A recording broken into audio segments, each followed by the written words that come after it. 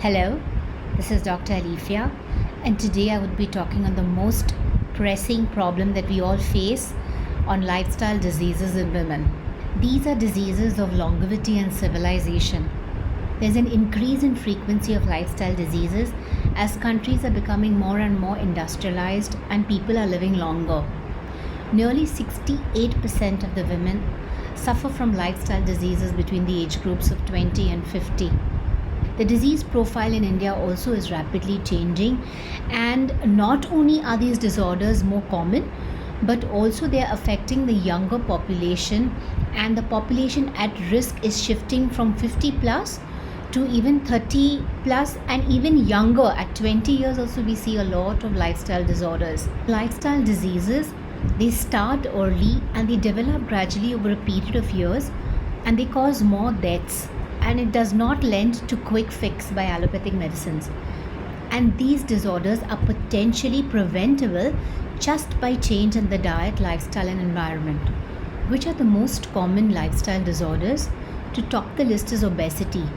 Then you have diabetes, you have blood pressure, cardiac problems, problems related to the heart, problems related to the kidneys, the liver, cancer, stroke. Diabetes, we see a change in trend with increase in the adult onset diabetes in a younger age group at even 20 and 30 years. Pressures above 140 to 90 in young people. We've seen young boys at 35 succumbing to cardiac arrest. Cancers, especially breast cancer in women, which is showing a markedly change in the age pattern, where we see even at 25 and 30 years, young girls developing breast cancer.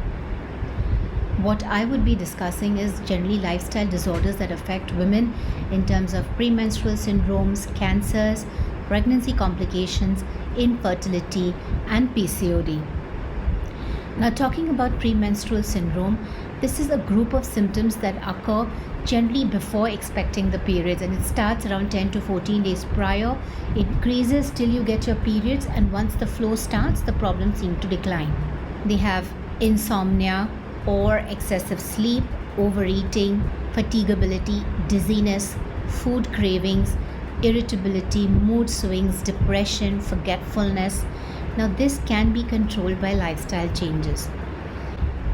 The other thing is cancers. 40% of new cases of cancer in India affect women.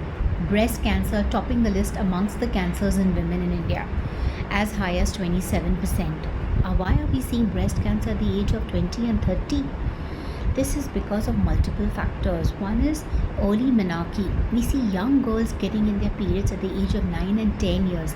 Initially, we used to see menarche at 12 and 13 years.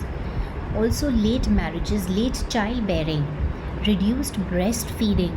Nowadays, mothers, because of quick return to work, you hardly see them breastfeeding for 6 months. After that, the child is entirely on top feed. The cancer incidence reduces by 4% if you breastfeed regularly for at least a year. Also, increase in the fat in the diet.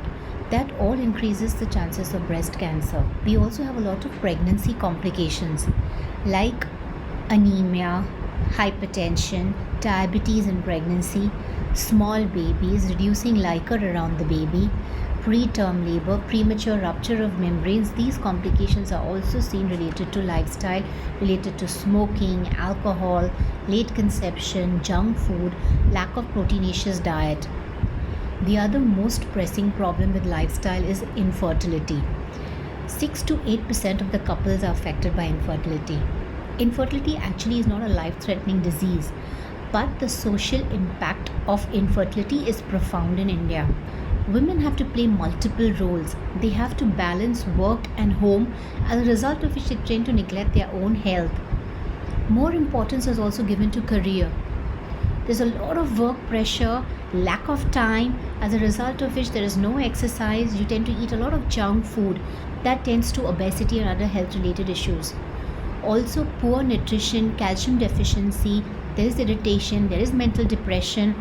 All this affects the hormones and causes hormonal imbalances, period irregularities, interferes with ovulation, gives rise to something known as polycystic ovarian disease and syndrome. The hormonal axis is such that the impulses that the brain receives from the environment, whether it's day, night, stress, and accordingly releases substances. Hypothalamus is one area in the brain that releases hormones which act on the pituitary. From the pituitary, these hormones then act on the ovary and then cause your entire menstrual cycle.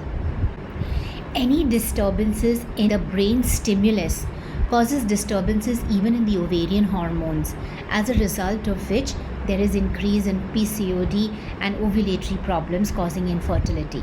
Now, what is polycystic ovarian disease or syndrome? There are small water bubble kind of cysts up to 9 millimeter that develop at the periphery of the ovary, and the central portion of the ovary thickens. This PCOD causes a lot of effects, like there's loss of scalp hair, there's excessive hair on the body, there's facial hair, acne, there is hair on the abdomen, there's obesity or weight gain, especially around the area of the stomach, hips and thighs, where women generally gain weight in that area. And women are like pears. It also causes a lot of menstrual irregularities, where there's excessive bleeding or scanty bleeding or spotting or no spotting, monthly cycles, sometimes delayed, sometimes early, sometimes periods associated only with spotting. All these irregularities happen because of PCOD. Now, PCOD is a problem where there is no cure. There is no allopathic medicine with which you will get rid of PCOD. PCOD has been seen as early as even puberty, and it is a long-term condition. If you don't take care of your lifestyle, you keep requiring medication on the effects of PCOD, and till you're on medication, your problems are temporarily solved. The moment you stop medication and you've not changed your lifestyle, you're going to go back to your doctor again after 6 months. So unless you don't change your lifestyle, there is not going to be any permanent solution to PCOS. Now, how do you combat these lifestyle diseases? First and foremost is to modify the lifestyle. It is important to exercise regularly. You need to wake up by 5:36 in the morning and go for 1 hour exercise. Brisk walking or jogging for 1 hour is absolutely essential. If you go for an exercise routine for around 20 minutes or 30 minutes, sorry, it's not going to be effective. Exercise beyond 45 minutes helps you to burn body fat. So if you don't exercise for an hour, it's generally not working on your body system. Early morning exercise is most important, where it helps you to kickstart your metabolism, and so you tend to burn more body fat. Evening exercise, generally you tend to burn less body fat because the metabolism at that time is generally lower. Also, exercising in the morning, you can inculcate it as a routine, a time where you're less likely to be hassled with outside work like an urgent meeting or some emergency which was unavoidable. Because if that happens in the evenings, then your evening schedule of exercise is gone. Sticking to a routine and following that is more important than exercising one day and then not exercising the other day because you didn't get time. If you don't find time in the morning and if you have to exercise in the evening, is fine, although the metabolism is lower and you burn less fat, but at least that exercise is happening as a routine at that time. The other things that you can do is use the stairs, avoid the elevators, park away from the entrance, increase your activity, increase your child's activity, get your child involved in household work also. Don't allow them to be couch potatoes. You need to discipline yourself. You need to wake up by 5:36 and go for your exercise by between 6 to 7. This discipline starts not late, but it starts as early as adolescence. This helps you to prevent lifestyle diseases later in life.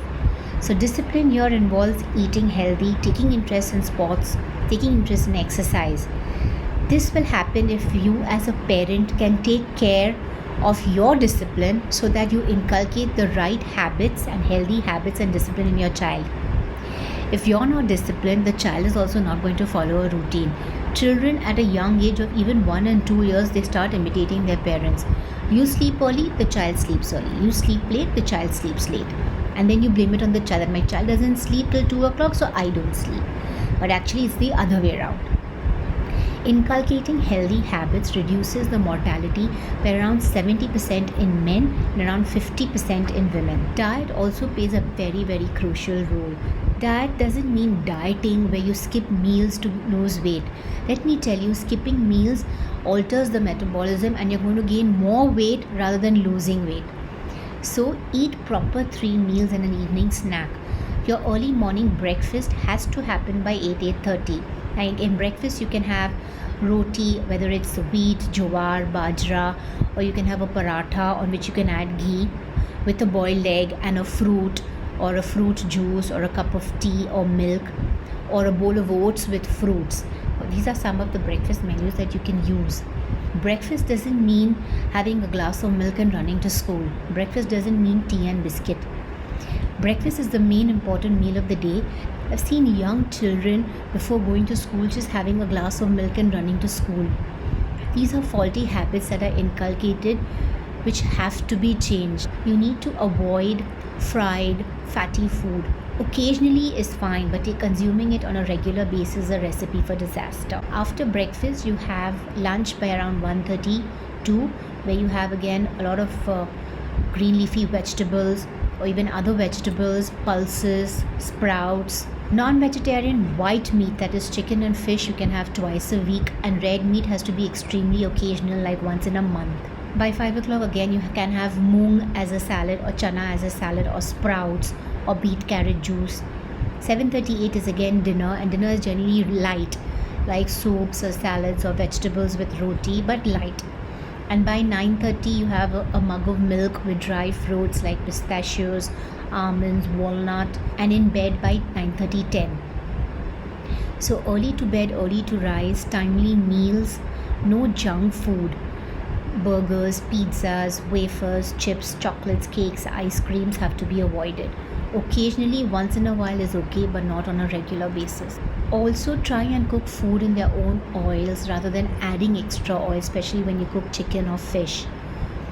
Have lots of water, at least 2 to 3 liters of water in the winter and at least 3 to 4 liters of water in the summer, unless the doctor has imposed any water restrictions because of your renal or cardiac problems.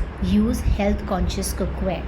Cut down the intake of salt. There's no need to add added salt in everything. Spend money on health. Go for regular health checkups, because if there's anything that comes up can be quickly corrected, and many a times just by changing your lifestyle, your sugar levels, your cholesterol, everything can be kept under control or with minimal doses of medication. So there is the need to change your lifestyle. Lifestyle changes helps you to restore the biorhythm and helps in restoring the normal physiology. Hope this helps you to follow a rejuvenated lifestyle and stay healthy. Thank you for a patient hearing.